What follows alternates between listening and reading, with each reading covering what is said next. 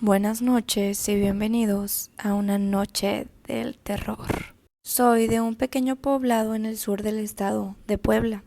Lo que les voy a contar son una serie de sucesos que han pasado a lo largo de los años en las casas de mis abuelos, en donde solía vivir con ellos, junto a mi hermana y a un par de tíos. Quiero hacer mención que es una pequeña casa con 2 pisos y muchas habitaciones, las cuales en realidad son bastante reducidas de tamaño. Por otro lado, el patio de la casa es un lugar muy amplio, rodeado de vegetación y cultivos de mi abuelo. Desde que recuerdo, cada noche sin falta el llanto de un bebé se escuchaba desde el patio de la casa, un llanto que duraba varios minutos y me hacía estremecer. Sin embargo, las demás personas de la casa parecían no escucharlo, o al menos pretender ignorarlo. Como soy el menor de la casa, a mí no me cuentan nada, y en caso de que pregunte, lo único que voy a recibir sería un regaño, porque de eso no se habla en la casa. Afortunada o desafortunadamente, hace poco uno de mis tíos, Javier, salió a un baile con sus amigos y regresó ya muy entrada la noche y con bastantes copas de más. Como yo no podía dormir esa noche, fui a recibirlo hasta la entrada al patio de la casa para evitar que se cayera sobre las flores o los cultivos de mis abuelos. Creo que llegó en el peor momento, pues justo cuando estaba atravesando el patio, con camino a la casa, escuchamos el llanto, justo detrás de nosotros. No podía correr a pesar de querer hacerlo, pues mi tío no estaba en condiciones ni siquiera de caminar, así que traté de apresurar el paso a cuestas, pero cuando dirigí mi mirada hacia él, noté que las lágrimas salían de sus ojos. Nunca antes lo había visto llorar y jamás creí que lo haría, mucho menos de esa manera, como un niño pequeño. Me preocupé y traté de llevarlo lo más rápido posible hasta la casa. Con mucho esfuerzo logramos llegar a su habitación, que se encontraba en la planta baja de la casa. En ese momento me miró a los ojos y dijo: te juro que no fue mi culpa. Yo no quise hacerlo. Eso fue lo último que escuché decirle antes de que se quedara dormido. Esas palabras, después del llanto del bebé, me dejaron con muchas más preguntas que respuestas. Así que traté de despertarlo, pero era imposible. Tanto alcohol había hecho efecto en él. A la mañana siguiente, mientras desayunaba y mi tío trataba de quitarse la resaca, decidí encararlo y le pregunté qué fue lo que quiso decirme, pero él me pidió en un tono de orden que olvidara lo que me dijo, que solo estaba borracho y no tenía ninguna importancia. Quise insistir, pero tras tantos años de recibir negativas ante conocer la verdad, supuse que no me diría nada por mucho que se los pidiera. Los días pasaron y yo no podía dejar de pensar justo en el momento que se escuchaba el llanto. Algunas noches lo escuchaba incluso más cerca que de costumbre. La duda no me dejaba dormir, así que una noche me armé de valor y decidí salir al patio durante aquel llanto. Le pregunté: ¿quién eres? ¿Qué quieres y por qué lloras? Te ofrezco mi ayuda, pero necesito saber qué es lo que está pasando. Pero no pasó nada. El llanto se detuvo y yo me fui completamente decepcionado. Incluso llegué a pensar que podría ser una broma de mi familia para evitar que saliera de noche o que alguien se acercara a la propiedad, pero no podía estar más equivocado. Ahora estoy seguro de que haber hecho eso, hablar a lo que lloraba por las noches, fue un gran error.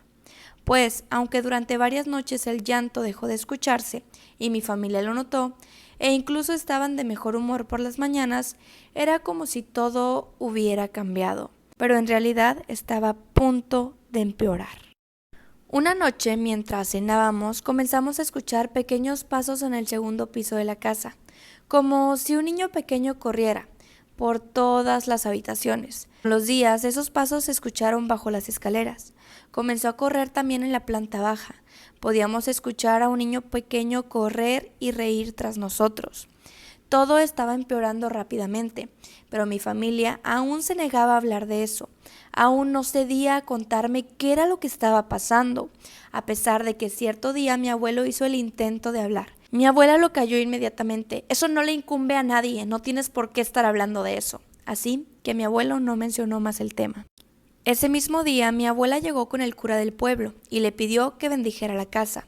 Hizo algunas oraciones y roció agua bendita por toda la casa, pero eso parecía enfurecer al pequeño niño que vivía con nosotros, pues solo logró que durante la noche todos los platos de la casa fueran arrojados por el suelo, y nadie se atrevió a salir de su habitación.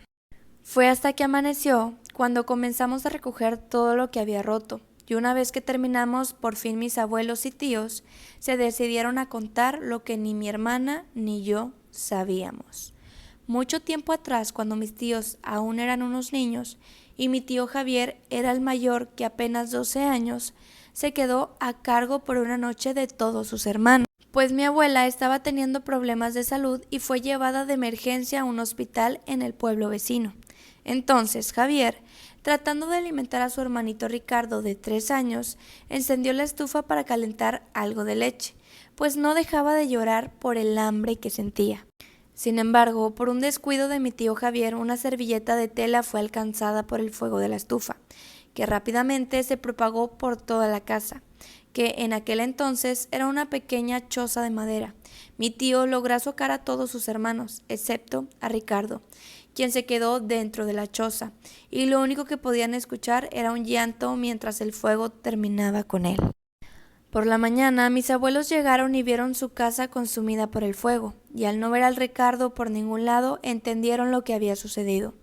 Nunca tocaron el tema, y nadie culpó a Javier, pues solo era un niño, pero él sentía culpa, tanta que varios meses después de la muerte de su hermano decidió tratar de hablarle, de disculparse. Durante la noche salió al patio y comenzó a pedirle que volviera para que hablaran. Le pidió tanto y durante tantas noches que en cierta ocasión comenzó a escuchar un llanto entre los cultivos, el mismo llanto de su hermano. Lo sabía porque jamás olvidaría ese sonido. En el fondo sabía que no podía ser él. Su hermano se había ido y no iba a regresar nunca, y el hecho de escuchar su llanto le heló la sangre.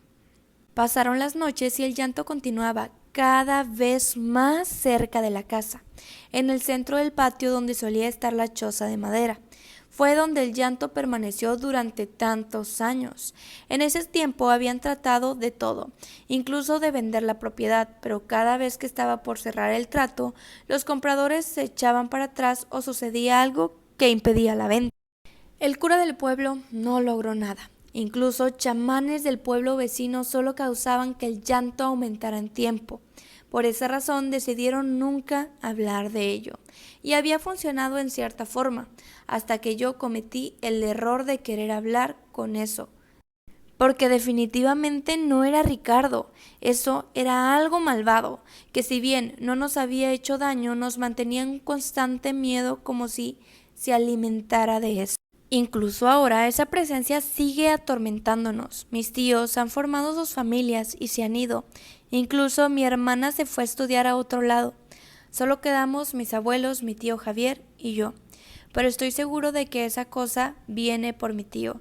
Es a él a quien quiere, desde que lo llamó hace tantos años. Sin embargo, él no puede irse, no ha podido hacer una familia, no ha podido ser feliz. Lo mantiene aquí, como una especie de castigo.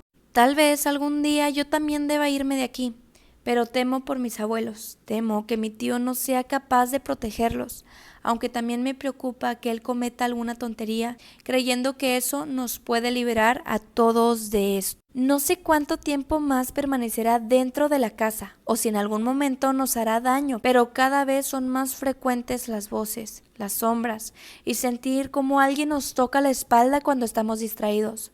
Los pasos afuera de la habitación continúan, pero hay ocasiones en que las puertas son cruzadas y el miedo nos sigue cada noche, a veces a todos, a veces solo a uno. Quisiera buscar ayuda, pero si hasta ahora nada sirvió, no sé qué hacer o a dónde ir. La misma noche que me tomé el tiempo para escribir esto, fue casi imposible terminarlo. Era como si alguien lo impidiera. Comenzó con fallas de electricidad. Se iba la luz, se descargaba mi celular, el poco internet al que tenemos acceso desapareció, pero no desistí. Después de algunos objetos cayeron de su lugar o fueron lanzados e incluso escuchar varios susurros. Pienso que solo hago enojar más a esta cosa que se alojó en nuestra casa y puede ser que provoque que nos haga daño. No quiero poner en más riesgo a mi familia, pero estoy desesperado y creo firmemente que esta podría ser la única forma de encontrar ayuda y espero que así sea. Eso fue todo por el video de hoy y espero que tengan unos dulces sueños.